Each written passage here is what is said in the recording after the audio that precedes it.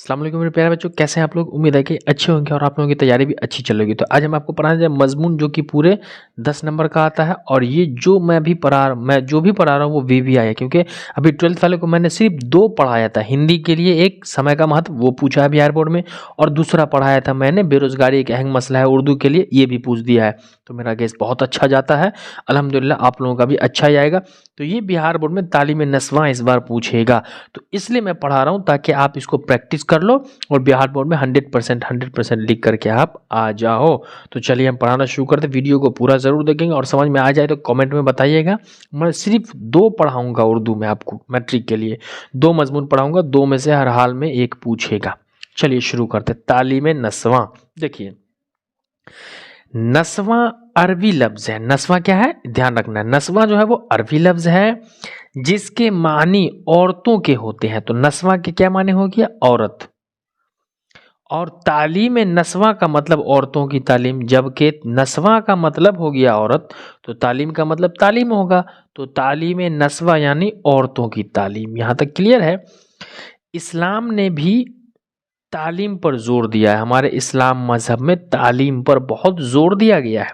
यहाँ तक कि मर्द औरत दोनों पर तालीम हासिल करना फ़र्ज है। देखो बच्चों, तालीम जो है वो फ़र्ज है। फ़र्ज यानी जो इबादत हम अल्लाह के लिए करते हैं, अल्लाह तबारक व तआला के लिए करते हैं, उसे हम फ़र्ज कहते हैं। तो तालीम औरत और मर्द, यहाँ देखो, औरत मर्द दोनों पर फ़र्ज करार दिया गया है, यानी दोनों को हर हाल में करना है। अगर आप फ़र्ज़ की अदायगी नहीं करते तो आप गुनहगार होते हैं। तो तालीम बहुत ज़रूरी चीज़ है। इससे हुसूल तालीम की अहमियत का बखूबी अंदाज़ा होता है, यानी इससे आपको तालीम की अहमियत का, वैल्यू, रिस्पॉन्सिबिलिटी का पता चल गया होगा कि जब फ़र्ज़ करार दिया गया है तालीम को, तो तालीम की वैल्यू, कीमत कितनी ज़्यादा होगी, कितनी ज़रूरी होगी तालीम हमारी ज़िंदगी में, क्योंकि तालीम ही इंसान को इंसान बनाता है।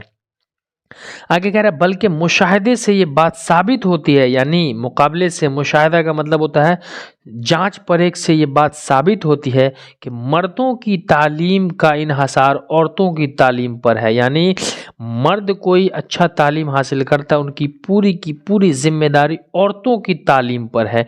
यानी औरत पढ़ी लिखी नहीं होगी तो मर्द पढ़ा लिखा हो ही नहीं सकता। इसीलिए कि बच्चा जब पैदा होता है, इब्तिदाई चंद सालों तक उसका साबका अपनी माँ से ज़्यादा पड़ता है। यानी किसी भी घर में बच्चा जब तवल्लुद होता है, बच्चा जब पैदा होता है, तो ज़्यादातर माँ से ही, लगभग यहाँ कह दिया चंद सालों तक माँ के गोद में ही बच्चा रहता है ना, माँ के गोद में ही रहता है। और कहा जाता है कि माँ का गोद बच्चे का पहला मकतब होता है। जैसे हम स्कूल मदरसा जाते हैं तो हर बच्चे का पहला मकतब, पहला स्कूल, पहला मदरसा उसकी माँ का गोद होता है। माँ के गोद में जो बच्चा सीख जाता है, ज़िंदगी में ज़्यादा वही काम आता है। अब ये मुनहसर उन माँओं पर है कि वो अपने मकतब में, अपने गोद में अपने बच्चों को कैसी तालीम देती है। शुरुआती तालीम जिसकी अच्छी नहीं होगी वो बच्चा अच्छा नहीं होगा। क्यों?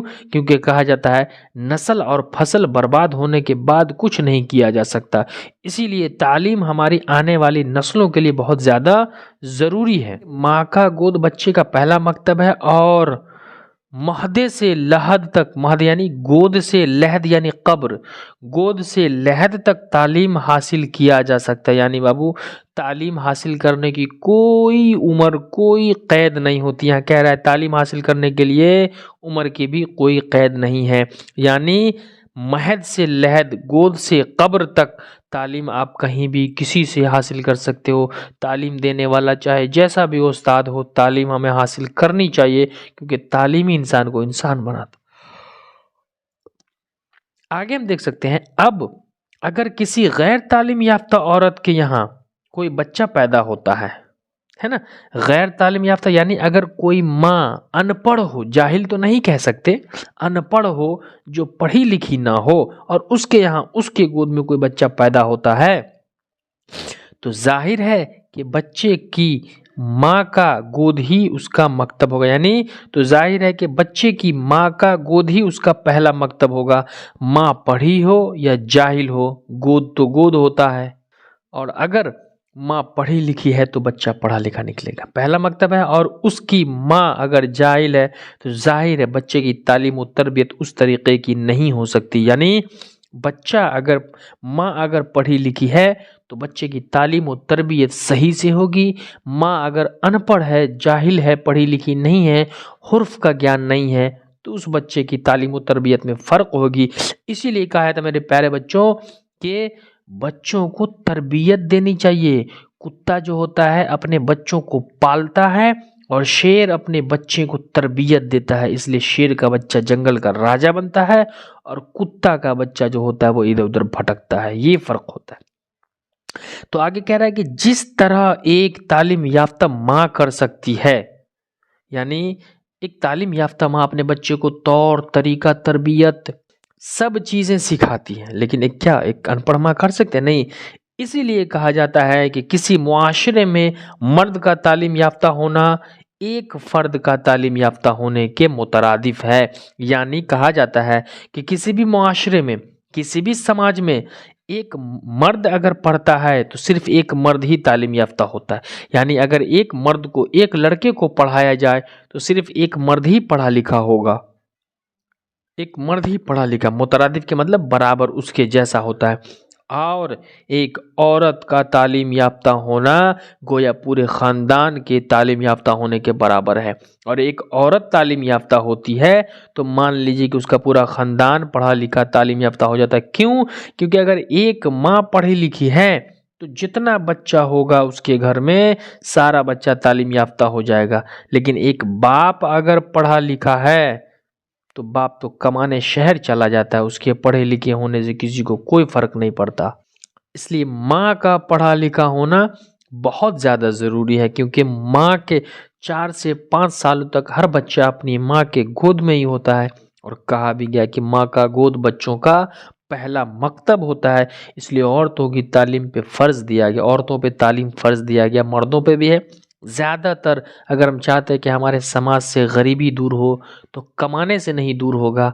हम तालीम जितनी हासिल करेंगे, हमारा मुआशरा जितना पढ़ा लिखा होगा, हमारे अंदर उतनी सलाहियत पैदा होगी और फिर हमारे अंदर बेरोज़गारी का मसला भी ख़त्म हो जाएगा।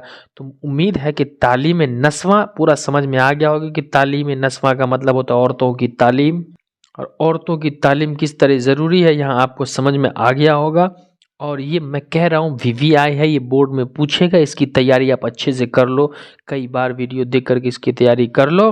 इसके आगे आप कमेंट में बता दो कि सर जी समझ में आ गया, मैं समझ गया हूँ, है ना। और फिर अगला 1-2 और मैं पढ़ाऊँगा।